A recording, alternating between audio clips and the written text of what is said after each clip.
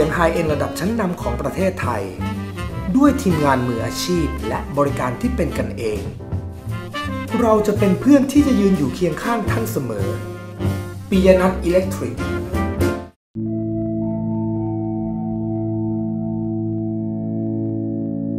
Hello and welcome to AudioQuest. Every single piece matters. Every cable, every connection, every amplifier, speaker. It doesn't matter what else is in the system. When you cause less damage with any one piece, the result will be better sounding music, audio at the other end of the system.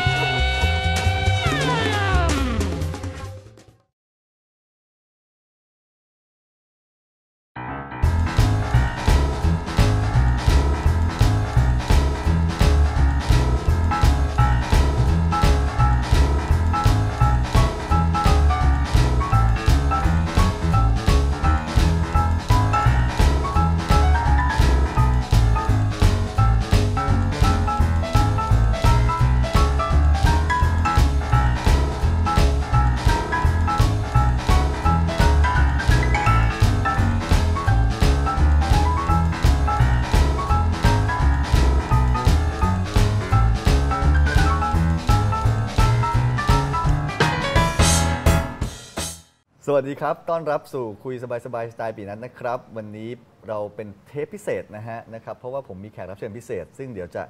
บอกท่านในระดับต่อไปว่าเป็นใครนะครับคราวนี้เทปนี้นี่พิเศษเพราะว่าเราเป็นเทปหลังจากที่เราจบงาน Audio Nice High End Show นะครับที่ผ่านมาเป็นที่เรียบร้อยนะครับแล้วก็ถือว่าเป็นอีกหนึ่งงานที่ประสบความสำเร็จไปได้ด้วยดีนะครับลูกค้ามากันเยอะแล้วก็หลายๆท่านก็มาจากต่างจังหวัดด้วยนะครับเป็นงานแรกที่ผมเจอลูกค้าต่างจังหวัดเยอะมากนะครับบางท่านมาจากภูเก็ตมาจากโคราชขอนแก่นเชียงใหม่ก็มีนะครับก็เขาตั้งใจมาเลยนะครับผมก็รู้สึกว่าโอ้โหเป็นงานซึ่งรวบรวมนักเล่นซึ่งมีความรักในเสียงเพลงนะครับแล้วเรามามีความสุขกันนะครับเป็นงานที่เต็มไปด้วยรอยยิ้มแล้วก็เต็มไปด้วยมิตรภาพจริงๆนะครับและแน่นอนครับว่าในงานของเราเนี่ยซิสเต็มซึ่งเป็นไฮไลท์นะครับก็จะหนีไม่พ้นซิสเต็มที่เราใช้ลำโพง DAC 250 Octave Jubilee นะครับ MSB DAC The Beast และที่สำคัญก็คือ Rail Number 25 Stack นะครับซึ่งชุดนี้ก็ถือว่าเป็นไฮไลท์ของงานนี้นะครับแต่ถ้าท่านสังเกตดูนะครับทุกชุดที่ปีนัดจัดในงานเนี่ยนะครับเราจะต้องมีซับวูฟเฟอร์เสมอเดี๋ยวนี้ถ้าออกงานเนี่ยถ้าไม่มี Rail Subwoofer เนี่ยเหมือนกับว่าไม่สมบูรณ์นะครับก็เป็นไอเดียว่าจริงๆแล้วตอนนี้การเล่นแบบ 2 Channel เองเนี่ยนะครับการใส่ซับเร็วเข้าไปเนี่ยมันก็เป็นส่วนที่เติมเต็มแล้วก็ยกระดับซิสเต็มได้อย่างน่าทึ่งครับแล้วก็แน่นอนครับถ้าพูดถึง Rail Subwoofer เนี่ยนะครับจะเป็นใครไม่ได้ถ้าไม่ใช่เทคนิคเชียนจาก Rail นะครับซึ่งวันนี้อยู่กับผมด้วยนะครับขอต้อนรับมิสเตอร์คิริลครับนะครับเทคนิคเชียนจาก Rail Acoustic ครับ Hello Mr. Kirill Good evening Hello Shawat Hi Yes Hello everyone ก็เขา Can you introduce yourself? Yes,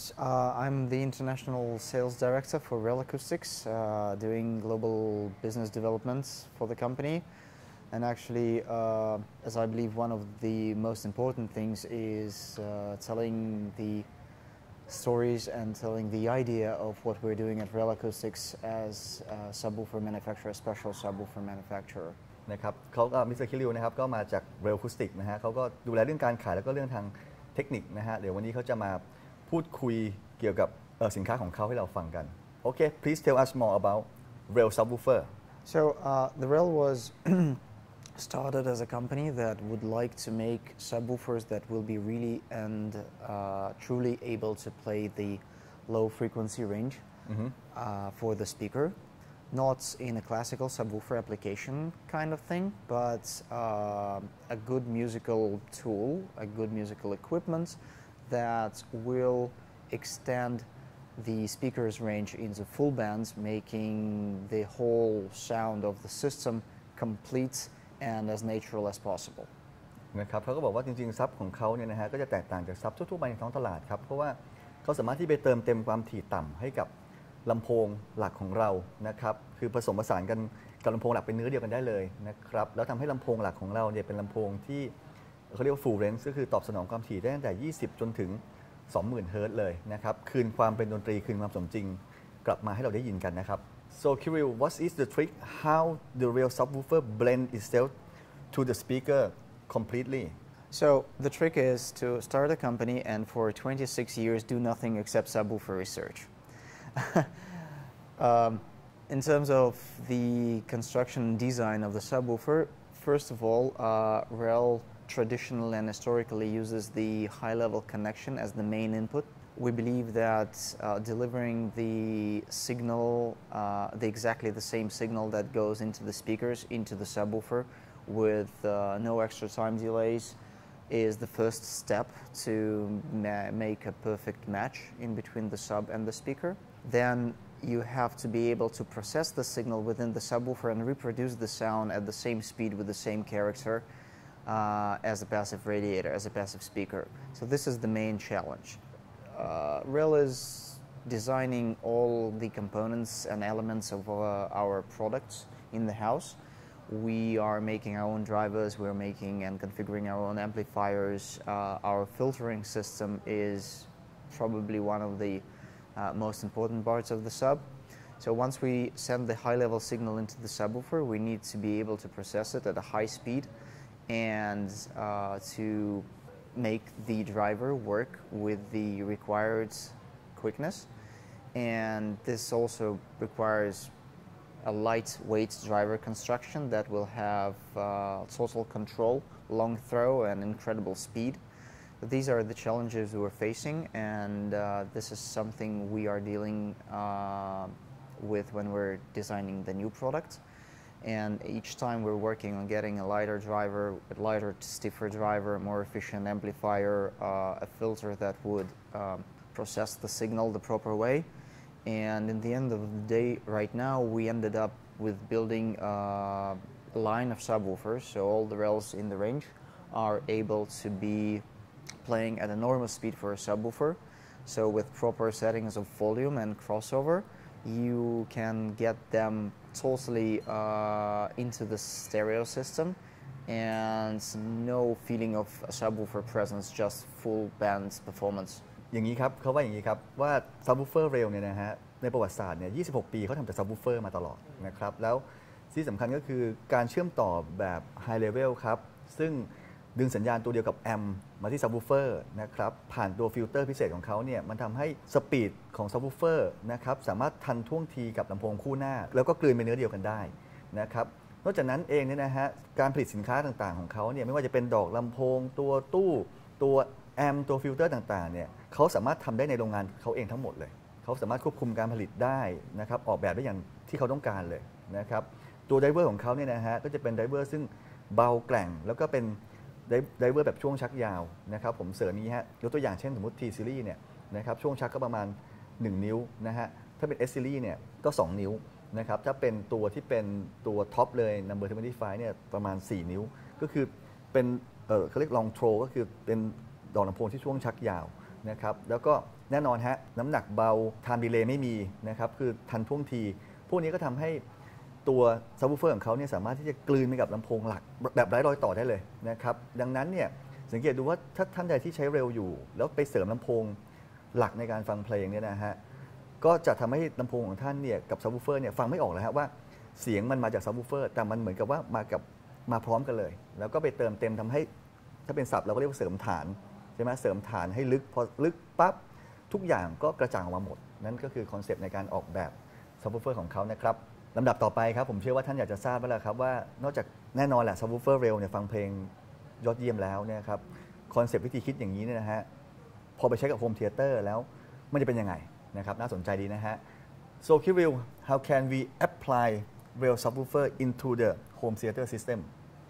So in a home theater, and this is probably one of our favorite parts of Rails application, it gives you a wide variety of options how to use a rail in a home theater. So the first and the kind of classical application is to have one sub in the theater. And in case of rail, we will be using two connection types at the same time.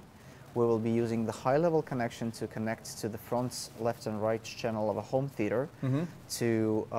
make the speakers full range and perform at full range. And together with this, we will connect it with the LFE to the LFE channel, which will allow us to use the rail as a normal home theater sub. Okay. The benefit of this approach is that you completely separate the front channel speaker base from the LFE channel. You do not mix it into the LFE line, and you get better dynamics, much higher level of musicality on the level of a good stereo system, plus the benefits of a home theater sub. So how many subs do we need in the system? So we can extend this idea, and then we can use up to, well, pretty much any kind of subwoofers, even to the number of channels in the system. But we have so-called Rail 3D base application, which requires 3 subs to be used in a theater. One with a high-level connection to the front, left, and right channel. Another one to connect it with high level to the center channel. And the third one on the rear side being connected to the surround main channels of the theater, which allows these parts of the system to be treated as full range and perform non-crossed signal. And 2 of these units may be connected to the LFE channel to create the LFE, to reproduce the LFE channel. The idea of all this is to have a full band theater, meaning that all of your speakers will perform as full range and there will be no crossing of bass into the LFE, meaning that the speakers will have higher dynamics and the speakers will sound big, which is important for a home theater. Your center channel will perform real large sounds. Your surround part of the theater will reproduce really big space. Your front channels will be as musical as it's required for a stereo pair in a theater. And the LFE channel will reproduce low frequency effects as it should without the mix of the speaker base. This leads to much higher resolution and comfort of listening. And in home application, for example, this gives you a chance to experience a really full-bodied, huge home theater on very affordable and moderate sound levels. โอเคนะครับคืออย่างนี้ครับเขาบอกว่าจริงๆแล้วเนี่ยคอนเซปต์ของเร็วนะครับในการเล่นโฮมเธียเตอร์เนี่ยนะครับอย่างน้อยเนี่ยนะครับก็จะแนะนำให้ใช้ซับวูฟเฟอร์3ตัวเขาเรียกว่าเร็ว 3D นะครับอย่างน้อยคือ3ตัวหมายความว่าไงครับหมายความว่า1ตัวเนี่ยคือเมื่อกี้เรารู้แล้วว่าเร็วเนี่ยนะฮะไปเสริมลำโพงคู่หน้าได้อย่างไร้รอยต่อถูกไหมฮะด้วยเทคโนโลยีนี้เองเนี่ยนะฮะพอมาใช้ในโฮมเธียเตอร์เนี่ยถือว่าได้ประโยชน์มากๆเพราะว่าเราสามารถที่จะนำเร็วเนี่ยนะครับไปเสริมได้ทุก channel นะครับไปเสริมตัวที่1ไปเสริมคู่หน้าตัวที่2ไปเสริมเซนเตอร์ตัวที่3ไปเสริมเซอร์ราวด์นะครับพอไปเสริมปุ๊บเข้าไปเนี่ยทุก channel เนี่ยก็จะกลายเป็นลำโพงที่เป็น full range ครับ full range คือสามารถตอบสนองความถี่ตั้งแต่ 20 ถึง 20,000 เฮิร์ตซ์ได้ซึ่งมันตรงกับที่ระบบเสียงในโรงภาพยนตร์เขา mix มานะครับระบบเสียง Dolby Atmos ในปัจจุบันนะครับทุก channel แม้กระทั่งที่เป็นchannel ที่เป็น Atmos เองเนี่ยนะฮะทุก channel ที่บันทึกมาเป็น full range หมายความว่า 20 ถึง 20,000 เฮิร์ตซ์นะครับคราวนี้พอเราใช้เร็วลักษณะอย่างนี้เนี่ยนะฮะเร็วไปเสริม channel อันนี้คือพูดถึง 5.1 นะ3ตัวเสริม5 channel ให้กลายเป็น full range ขึ้นมาได้ละคราวนี้ข้อดีของเร็วมีอีกอย่างหนึ่งคือเขาสามารถที่จะเล่น high level กับ LFE นะครับ LFE ก็คือ low frequency effect นะครับซึ่งปกติในหนังเนี่ยสมมุติว่าฉากที่มันต้องการความถี่ต่ำพิเศษนะเสียงระเบิดลงตุ้มเนี่ยพวกนี้เนี่ยเขาจะบันทึกมาทางช่องพิเศษก็คือ LFE นะครับ ตั้งแต่120เฮิร์ตซ์ลงมาเนี่ยนะฮะอันนี้ก็คือมาตรฐานเดียวกับโรงภาพยนตร์นะครับซับวูฟเฟอร์ทั่วๆไปเนี่ยก็จะทำงานได้แค่ LFE นะครับแต่เร็วเนี่ยสามารถทำงานทั้ง High Level แล้วก็ LFE ได้พร้อมกันหมายความว่ายังไงครับหมายความว่าซับวูฟเฟอร์เนี่ย2ใน3ตัวเนี่ยก็จะต่อ LFE เข้าไปด้วยนี่ถ้าฉากไหนเนี่ยมี LFE มา2ตัวนี้ก็จะทำงานนึกภาพไหมฮะฉากไหนไม่มี LFE High Level ก็จะไปเสริมลำโพง Channel หลักต่อไปนะครับนั่นก็เป็นเหตุผลหนึ่งที่ทำให้การใช้ซับวูฟเฟอร์เร็วในโฮมเธียเตอร์เนี่ยเราได้คุณประโยชน์มากกว่าการใช้ซับวูฟเฟอร์แบบปกตินะครับเพราะนอกจากคุณจะได้เบสที่ LFE ที่ดีแล้วเนี่ยนะฮะคุณยังได้เสริมลำโพงทุก Channel ให้เป็นลำโพง Full Range ทีนี้พอ Full Range ปุ๊บเนี่ยนะฮะเสียงเขาก็จะบอกว่ามันก็จะกว้างขึ้นใหญ่ขึ้นสะอาดขึ้นมีพลังมีไดนามิกขึ้นจากสมมติเสียงเซนเตอร์ที่มันเคยเล็กๆหรือว่าเซอร์ราวซึ่งเราอาจจะใช้เซอร์ราวเป็นบุ๊กเชลใช่ไหมฮะจากที่มันเคยเสียงเล็กๆมันก็จะเป็นเสียงซึ่งมีทรงพลังขึ้นมีน้ำหนักขึ้นมีมวลเสียงมากขึ้นเพราะว่าซับวูฟเฟอร์เนี่ยมันไปเสริมฐานให้กับทุก Channel เป็นที่เรียบร้อยแล้วนะครับโอ้โหนี่น่าสนใจฮะเพราะว่าผมว่าจริงๆแล้วคอนเซปต์เนี้ยนะครับมันเป็นคอนเซปต์ซึ่งใช้ว่าล้ำหน้าดีกว่านะครับล้ำสมัยล้ำหน้าแล้วก็เป็นอีกแนวทางหนึ่งเป็นซึ่งทำให้เรานำพาระบบเสียงในโฮมเธียเตอร์นะครับที่เราใช้งานอยู่เนี่ยใกล้เคียงกับระบบเสียงในโรงภาพยนตร์มากขึ้นทุกทีแล้วครับนะฮะโอเคตอนนี้เราพักกันสักครู่ครับเดี๋ยวกลับมายังมีข้อมูลดีๆจากมิสเตอร์คิริวต่อในช่วงที่2ครับ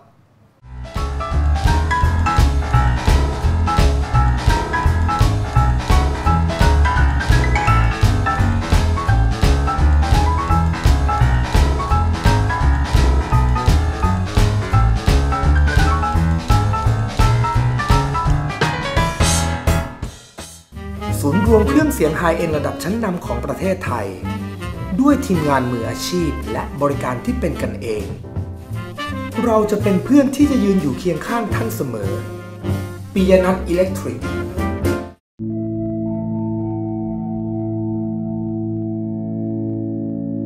Hello and welcome to AudioQuest.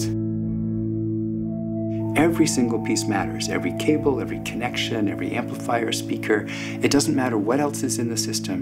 When you cause less damage with any one piece, the result would be better sounding music, audio at the other end of the system.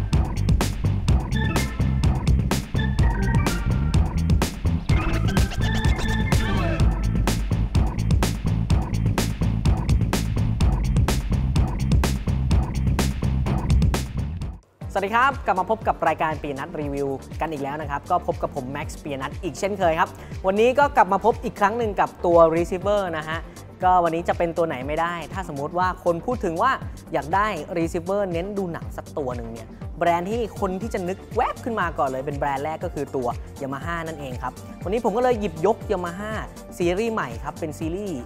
80ตัวที่ลงท้าย80นะฮะแต่ว่าหยิบยกตัวเล็กที่สุดที่มีฟังก์ชัน Surround AI นั่นก็คือตัว RXA 1080นั่นเองครับก็อย่างที่บอกไปนะครับว่าทำไมผมถึงหยิบยกตัว RXA 1080นี้ขึ้นมาพูดฮะเพราะว่าฟังก์ชันใหม่ล่าสุดของ Yamaha ไม่มีคู่แข่งใดมีนั่นก็คือฟังก์ชันที่เรียกว่า Surround AI ท ท้าความกันสักนิดนึงก่อนครับ Yamaha เนี่ยหลายๆท่านจะชื่นชอบกันเป็นอย่างดีเพราะว่าเขาเป็นแอมป์ที่ให้บรรยากาศเสียงได้ค่อนข้างดีแล้วก็มีตัวฟังก์ชัน DSP ต่างๆไว้ให้เราเลือกเล่นไม่ว่าจะเป็นพวก Movie ที่เป็น Adventure Sci-Fi Drama หรือว่าการจะเป็นตัว DSP ระบบเพลงไม่ว่าจะเป็นฮอลล์ต่างๆออร์เคสตราอะไรพวกนี้คนหลายๆท่านเนี่ยก็จะชื่นชอบกันตรงนี้และพัฒนายิ่งไปกว่านั้นครับ Surround AI นะครับเป็นการปรับระบบเสียง DSP เนี่ยให้เหมาะกับฉากนั้นๆแบบเรียลไทม์เลยคือเขาจะประมวลผลเองว่าฉากนั้นไม่ใช่หนังเรื่องนั้นนะครับซีนนั้นๆเลยณขณะนั้นเนี่ยควรจะใส่ DSP ตรงไหน Surround AI นะครับมีความฉลาดมากเพราะว่าเขาเนี่ยสามารถเลือก DSP ที่เหมาะกับซีนนั้นๆได้เป็นอย่างดีเลยครับและนอกจากนั้นครับตัวจุดเด่นของ Surround AI ใน Yamaha รุ่นใหม่เนี่ยนะครับจะมีเฉพาะในรุ่น 1080 2080 แล้วก็ 3080 เท่านั้นวันนี้ผมก็เลยหยิบยกตัว 1080 ขึ้นมาพูดก่อนนะครับแล้วก็นอกจากนั้นใครที่ไม่ชอบการเล่น DSP ชอบฟังเสียงแฟลตๆคุณก็ยังสามารถฟังแบบ Strength หรือว่า Pure Audio ได้เหมือนเดิมและหรือใครจะเล่น DSP แบบเลือกเองก็ยังสามารถเล่นได้แบบเดิมครับไม่ได้ฟิกซ์ว่าจะต้องเล่น Surround AI เพียงเท่านั้นแต่ก็อย่างที่บอกครับว่า Surround AI นี้มีความฉลาดจริงๆลองเล่นดูสักครั้งผมว่าติดใจแน่นอนครับนอกจากนั้นเทคโนโลยีครับต่างๆอัดแน่นมาเช่นเคยครับสำหรับตัว 1080 เนี่ยนะครับมาพร้อมกับแอมป์ทั้งหมด 7.2 Channel แล้วก็กำลังขับต่อ Channel เนี่ยครับอยู่ที่110 วัตต์แล้วก็ฟังก์ชันต่างๆเนี่ย Atmos DTS:X ก็จัดเต็มมาให้รองรับระบบภาพแบบ Dolby Vision แล้วสำหรับการใช้งานของผู้ที่เป็นนักเล่นมือใหม่นะครับระบบ Auto Setup ของ Yamaha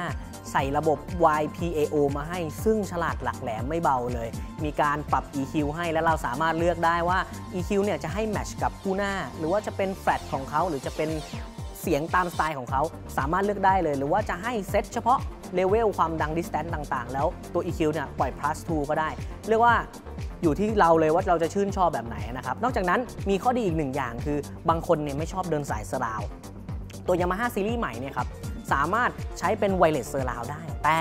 ต้องใช้เป็นลำโพงของเขาก็คือเป็นลำโพง Music Cast 20 หรือว่า Music Cast 50 ซึ่งท่านสามารถหาซื้อได้เพื่อเป็นลำโพง surround แบบ wireless ครับผมนอกจากนั้นครับใครที่ชอบฟังแผ่นเสียงก็ปัจจุบันนี้ก็ต้องยอมรับว่าแผ่นเสียงนะฮะกลับมาเป็นที่นิยมกันอีกครั้งหนึ่งตัว Yamaha IX 1080 เนี่ยตัวนี้ก็ให้ Phono Input แบบ MM มาให้ด้วยเช่นกันครับโดย HDMI นะครับมีมาให้ทั้งหมด 7 อินแล้วก็ Output ถึง 3 out เลยครับผมส่วนระบบสตรีมมิ่งนะครับตัว RXA 1080 เนี่ยก็จัดเต็มมาให้เลยครับไม่ว่าจะเป็น Tidal Spotify Deezer Pandora แล้วแอปอื่นๆเนี่ยที่เราไม่ได้นิยมกันก็มีสำรองมาให้เผื่อใครที่มีอนาคตอาจจะได้ใช้นะครับตัวการเชื่อมต่อเนี่ยก็สามารถต่อผ่าน Wi-Fi หรือว่า LAN ก็ได้และก็ยังมีการเชื่อมต่อไร้สายจากสมาร์ทโฟนอย่าง AirPlay หรือว่า Bluetooth ให้ด้วยครับนอกจากนั้นนะฮะยุคนี้แล้วการใช้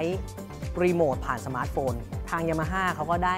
มีแอปชื่อว่า AV Controller เอาไว้ใช้ควบคุมตัว receiver ของเราด้วยครับก็มีให้ปรับโวลูมต่างๆเหมือนรีโมทเลือก DSP ต่างๆเรียกว่าจริงๆแล้วเรียกว่าใช้ง่ายกว่ารีโมทนะเพราะเราเห็นภาพเห็นอะไรได้มากกว่ารีโมทของเราครับส่วนเรื่องของราคานะครับตัว Yamaha IX 1080 เนี่ยครับสนนราคาอยู่ที่ 46,900 บาทเพียงเท่านั้นนะครับสำหรับใครเนี่ยที่กำลังต้องการ receiver ราคาไม่สูงมากจนเกินไปแต่ว่ามีคุณภาพเสียงดีๆอัดแน่นไปด้วยฟังก์ชันขนาดนี้พละกำลังถึง110 วัตต์แบบนี้นะฮะเล่นลำโพงได้ค่อนข้างหลากหลายก็อยากจะฝากตัว RXA 1080 ตัวนี้ไว้ด้วยนะครับสำหรับปีนัดรีวิวในครั้งหน้านะครับจะเป็นตัวไหนสินค้าตัวไหนเดี๋ยวขอไปเลือกก่อนนะว่ารับรองว่า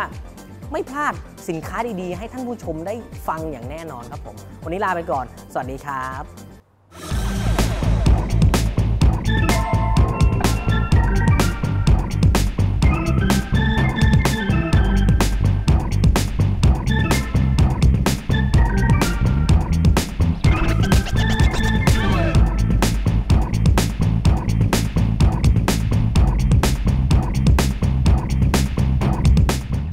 กลับมาสู่ช่วงที่ 2 ของรายการครับตอนนี้เราอยู่กับมิสเตอร์คิวิลครับแล้วก็ผมเชื่อว่าท่านที่เล่นโฮมเธียเตอร์เนี่ยนะฮะแชปเตอร์นี้ต้องไม่พลาดเลยเพราะว่าท่านกำลัง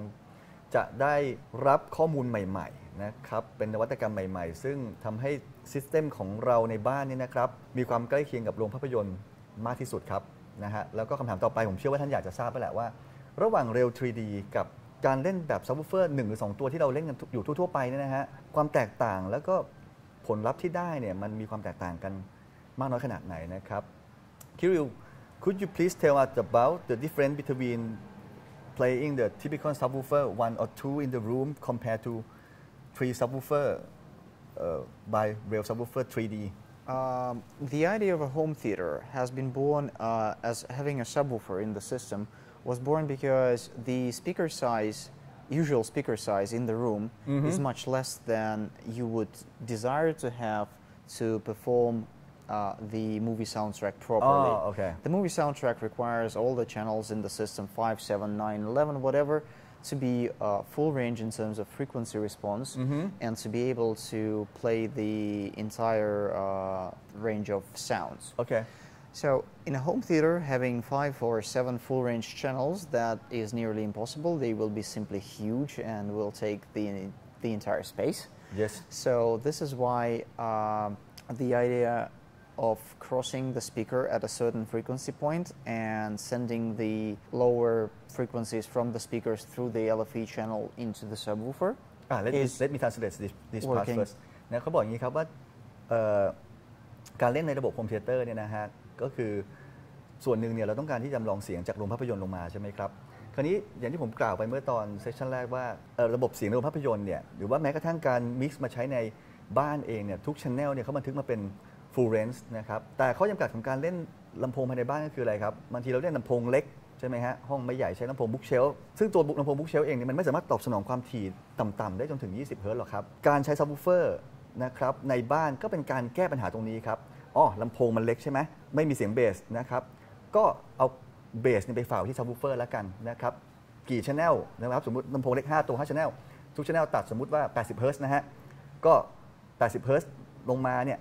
มาทำงานที่ซับวูฟเฟอร์ซะนะครับนี่คือการเล่นแบบทั่วๆไปซึ่งเราก็เล่นอย่างนี้กันมาเป็น10 ปีนะครับ Please continue. So if we think about it this way, turns out that each speaker in the home theater plays its own material, plays its own channel, and the subwoofer is also performing its own dedicated channel, which we tend to call the point 1 or the low frequency effect channel. It's a specially recorded piece of a soundtrack that is delivered into a low bass speaker in the theater. But together with this, the subwoofer receives the bass information from all the speaker channels, meaning that the subwoofer actually plays all the soundtracks and does the job for each and every speaker in the system. And this is a lot of work. And having a big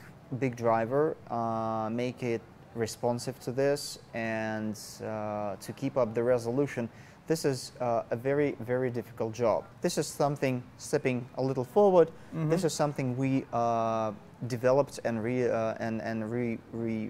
realized with the HT series, making an HT subwoofer as perfect as a home theater sub can be, to be able to deal with all these requirements, to match these requirements, and to be a subwoofer of the highest quality to be a part of a good home theater system. But moving back to the real 3D bass, hold on นะครับเป็นอย่างนี้เขาบอกว่าอย่างนี้ครับว่าเมื่อสักครู่ที่เราพูดถึงนะครับพอเรามีลำโพงนะฮะ5 channel 7 channel นะครับเราตัดทุกตัวความถี่ต่ำลงมาที่ subwoofer ใช่ไหมครับ subwoofer 1 ตัวเนี่ยนะครับก็จะต้องรับข้อมูลจากทุกๆ channel ลงมาที่ตัวเขาเองบวกกับว่าเขาจะต้องสร้างความถี่ที่เป็น LFE ในบางจังหวะด้วยนะฮะคือระเบิดตูมมาให้ไปทำ LFE ก่อนเดี๋ยวตรงนี้คู่ซ้ายมันมีเบสมาไปทำคู่ซ้ายไปทำคู่ขวาไปทำเซนเตอร์ไปทำเซอร์ราวด์คือเขาทำงานเนี่ยเท่ากับทำงานทั้งหมด5 อย่าง7 อย่าง8 อย่างเลยนะครับดังนั้นโอกาสซึ่งคุณภาพที่ออกมาจะดีมันก็จะเป็นไปได้ยากนะครับซับ1 ตัวทำงานทุกความถี่รองรับทุก channel โอ้โหนี่ก็ถือเป็นงานหนักของเขานะครับ Please explain more about Real 3D. Yes, so when we are dealing with the Real 3D bass system, we are not cutting the speakers, we're not crossing the speaker frequency. We are sending the full range into each channel, which is supported with the rail connected with a high level, meaning that each speaker may be treated as a full range component. This allows to increase the resolution and actually approach the idea of a real theater as close as possible, because we get the entire channel, an entire information from each channel in the system. And the subwoofer's low frequency effect channel is being only preloaded with the dedicated LFE channel, which also allows to experience the special effects at the desired level with the desired dynamics. And with one word, this is all called resolution. Or if you allow, what we prefer to say about it like comfortable listening. This is one of the main ideas that a home theater should be of a higher quality than a public theater. It should make a better impression. It should give you more emotions, and it should be a place and the time spent while which you relax, you enjoy your time with yourself, families, friends, and after watching a full movie, you should feel that it was really a good time to rest. And making the system sound comfortably and natural, that is the main goal of building a good home theater. นะครับโอ้โหน่าสนใจฮะเขาบอกอย่างนี้ครับคือจากที่เราใช้ซับ1ตัวเนี่ยดูแลทุกอย่างทำงานทุกอย่างนะครับเรามาแบ่งนี้ครับว่าใช้ซับ3ตัวนะครับตัวที่1ไปเสริมลำโพงคู่หน้าซะนะครับแล้วก็เล่น FE ด้วยนะครับตัวที่2ไปเสริมเซนเตอร์อย่างเดียวนะครับ FE ไม่ต้องทำงานนะครับตัวนี้แค่เสริมฐานเซนเตอร์อย่างเดียวนะครับตัวที่3ไปเสริมฐานเซอร์ราวด์แล้วก็ทำ FE ด้วยดังนั้นซับเนี่ยนะครับมันทำงานน้อยลงนะครับ FE ก็ทำงานแค่จังหวะคู่หน้ากับคู่หลังนะครับแล้วก็ที่สำคัญคือจังหวะไหนจังหวะนี้ไม่มี FE ตัวซับก็ไปเสริมลำโพงหลักทำให้ลำโพงหลักเสียงใหญ่ด้วยก็กลายเป็นว่าภาระของซับวูฟเฟอร์แต่ละตัวเนี่ยมันน้อยลงมาคือทำให้เราเนี่ยได้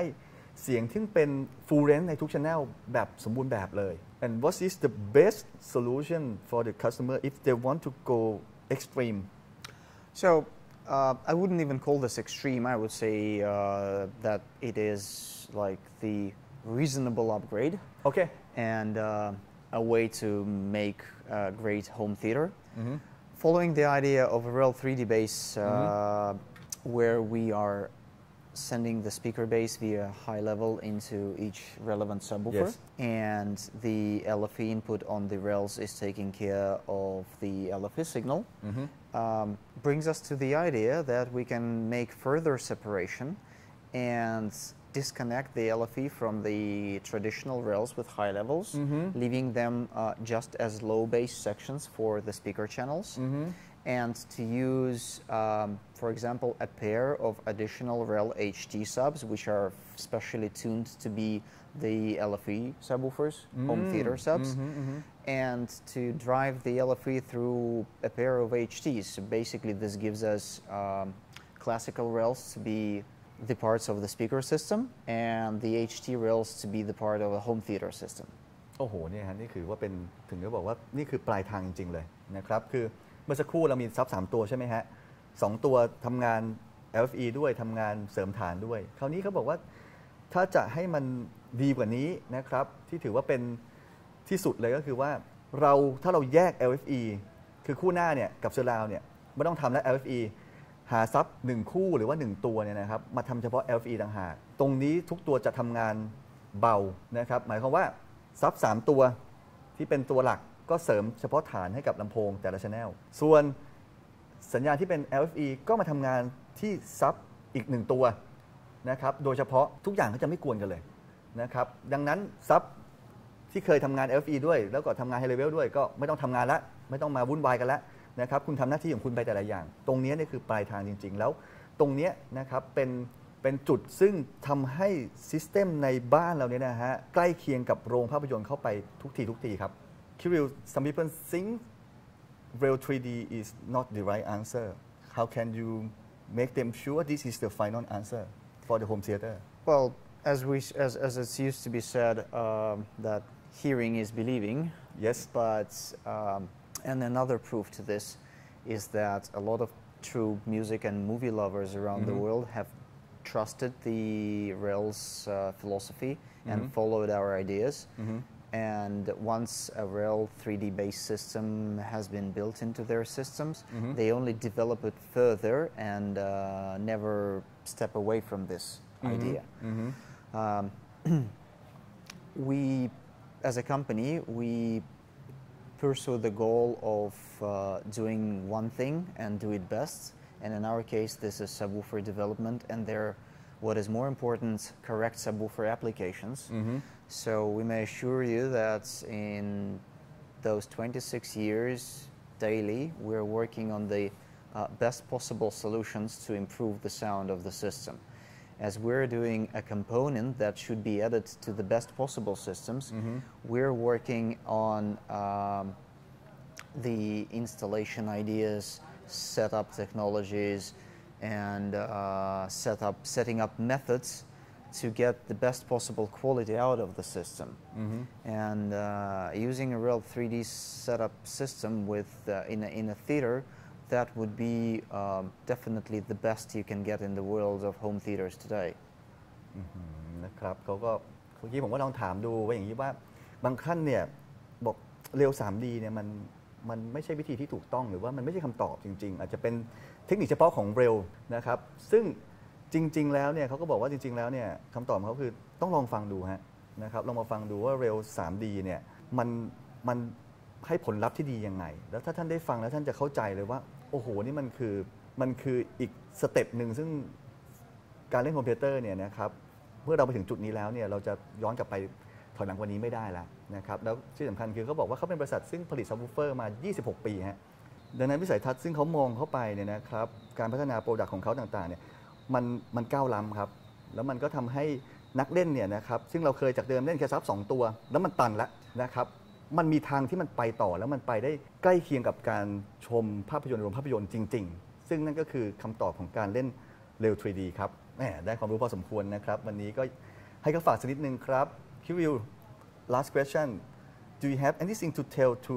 rail customer in Thailand Oh yes. Well, first of all, we are extremely thankful for your appreciation in Thailand. Thailand has become one of our important markets with great people who really appreciate good music, and we are trying to deliver the best possible solutions. So, my personal thing I want to say is. Don't stop evolving, don't stop searching for better options. Enjoy the music, enjoy movies. This is an incredible world and amusing applications that bring the most bright emotions we can get in the modern hi-fi world. And again, thank you very much for trusting REL. นะครับขอบคุณนะฮะทุกท่านซึ่งให้การสนับสนุนนะครับแล้วก็เชื่อมั่นในโปรดักต์ของเขานะครับประเทศไทยตอนนี้ลูกค้าที่เล่นเร็วเยอะมากแล้วก็กำลังเป็นเหมือนกับเป็นตลาดหลักแห่งหนึ่งของเขาเลยทีเดียวนะครับสิ่งหนึ่งที่เขาอยากจะฝากเอาไว้ก็คือว่าเราเล่นเครื่องเสียงครับเราอย่าหยุดที่จะหาทางเลือกใหม่ๆในโลกสมัยใหม่เนี่ยเทคโนโลยีมันเกิดขึ้นมาเร็วแล้วมันมีทางที่มันดีขึ้นเป็นทางเลือกซึ่งเราสามารถที่จะไปในจุดที่เราก้าวไปกว่าที่เราเคยเล่นมาได้นะครับดังนั้นผมก็สำหรับผมนะฮะผมขอแสดงความยินดีกับเจ้าของเร็วทุกท่านไว้ที่นี้เลยนะฮะท่านภูมิใจแทนทุกท่านซึ่งได้ใช้สินค้าที่มีคุณภาพระดับโลกนะครับแล้วเป็นสินค้าที่มีผมเชื่อว่ามีวิชั่นมีเทคโนโลยีนะครับท่านไม่ได้ใช้ของแบบเมื่อ20 ปีที่แล้วแต่ท่านกำลังใช้สินค้าในอนาคตครับนะฮะวันนี้ก็ขอบคุณมิสเตอร์คิริลครับนะฮะแล้วถ้าโอกาสหน้ามีโอกาสดีๆเข้ามาเมืองไทยใหม่นะครับก็อยากจะเชิญเข้ามาพูดคุยกันต่อเกี่ยวกับผลิตภัณฑ์ของเขาซึ่งจริงๆยังมีอีกหลายแง่มุมมากนะครับซึ่งถ้าท่านยิ่งได้รู้นะท่านจะยิ่งหลงรักผลิตภัณฑ์ของเขามากขึ้นนะครับ Thank you very much for your coming. Thank you. It is my pleasure. Next time in Bangkok. I'll be happy to come as soon as possible. โอเคนะครับเอานะครับวันนี้ก็ได้เวลาอันสมควรนะครับพบกับรายการคุยสบายสไตล์ปีนัทได้ทุกวันเสาร์นะครับวันนี้ผมกับคุณคิริวขออนุญาตลาไปก่อนนะครับพบกันใหม่ครับสวัสดีครับ